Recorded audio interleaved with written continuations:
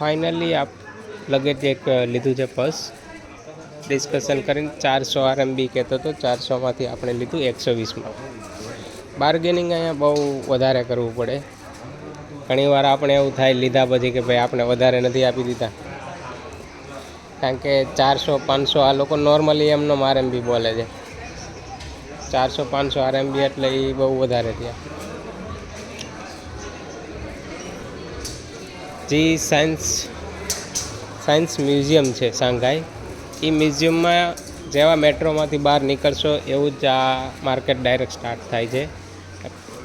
Approx 1 કિલોમીટરની અંદર ફરતી છે આ માર્કેટ. અંડરગ્રાઉન્ડ છે એટલે ઉપર કંઈ જવાની જરૂર છે નહીં.